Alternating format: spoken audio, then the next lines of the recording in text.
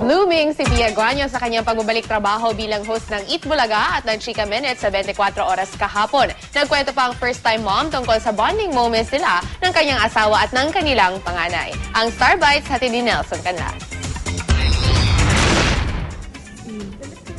Matapos manganak noong Agosto, balik trabaho na si Pia Guanyo. Sa Eat Bulaga pa lang, puno na ng energy si Pia.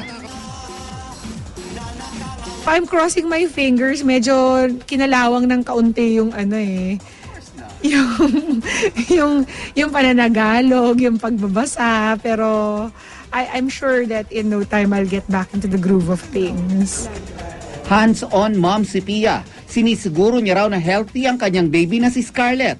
Madali raw alagaan ang kanyang baby dahil halos pareho ang oras ng tulog nilang magmami.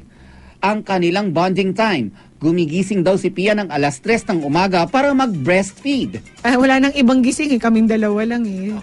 So, kami nag-uusap, kami yung I walk her around sometimes she needs a diaper change. Tapos sometimes like, you'll see like parts of the day that you haven't seen in a while, like the sunrise. Sa kwentuhan namin ni Pia, marami raw siyang pinagkaabalahan bago siya magbalik trabaho. Dinisenyo raw nila ng kanyang asawang si Steve ang baby room ng kanilang panganay.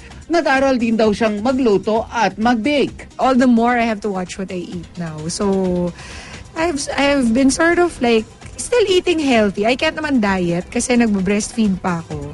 It's going to affect my milk supply. Wow. Back in shape na si Pia na parang hindi nanganak. Malaki raw ang tulong ng kanyang hobby sa pag-motivate sa kanya na mag-workout.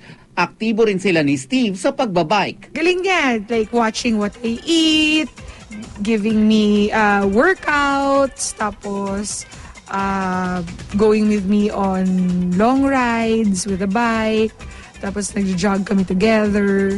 So pareho kaming get back into shape program. Nelson Canlas, GMA News.